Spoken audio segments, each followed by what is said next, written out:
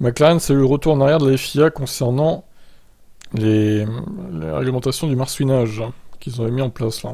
Depuis le retour du marsouinage en F1, les équipes ont doublé d'efforts pour réussir à limiter le phénomène. Rigidification du plancher, réglage sur hauteur de caisse, développement de pièces spécifiques, tout a été tenté pour limiter cet effet de succion qui fait talonner et rebondir les Formule 1. Certaines équipes y sont arrivées, à l'image d'Alpine et d'Alfa Romeo, qui n'ont pas subi longtemps ce problème. D'autres, en revanche, ont eu des difficultés à le résoudre, voire s'y a-t-elle encore. C'est le cas de Ferrari, qui parvient toutefois à l'adoucir, ou de Mercedes, qui a eu ce problème pendant plusieurs courses cette année, mais après Bakou, le problème a posé des questions de sécurité. Sur la sécurité des pilotes, c'est la FIA qui est intervenue. La direction de course a publié une directive technique dans laquelle elle autorisait la pose d'un second renfort reliant la voiture à son plancher, ce qui permet de rigidifier le dit plancher et limiter le phénomène de marsouinage. Mais la réaction très rapide de Mercedes à cette directive, avec l'essai d'un deuxième renfort dès les essais du Grand Prix du Canada, a posé question. Alpine avait exprimé son désaccord et menacé de porter réclamation. Selon Otmar Szafnauer, le procédé de Mercedes n'était pas correct, car il se basait sur une directive technique qui se substituait elle-même au règlement technique. Or, ce n'est jamais le cas, et la FIA a décidé de faire marche arrière. Mais c'est vraiment des clowns, hein, la FIA, franchement.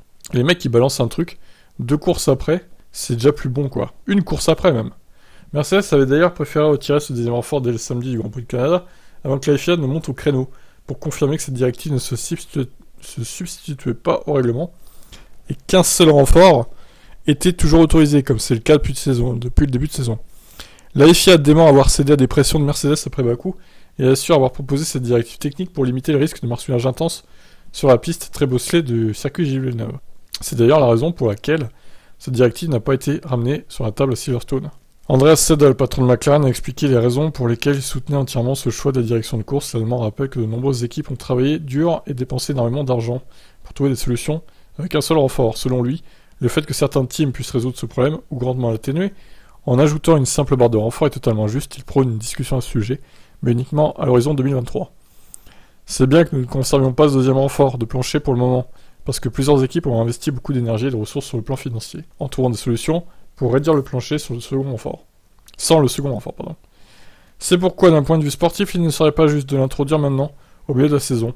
Il est juste d'avoir une discussion sur ce qui se passe pour l'année prochaine, sur ce qui est distinct des méthodes que l'on adopte à court terme. Seidl ne sait pas ce qui a poussé le directeur technique des monoplaces de la FIA, Nicolas Tombazzi, à faire machine arrière si vite, mais il s'en félicite.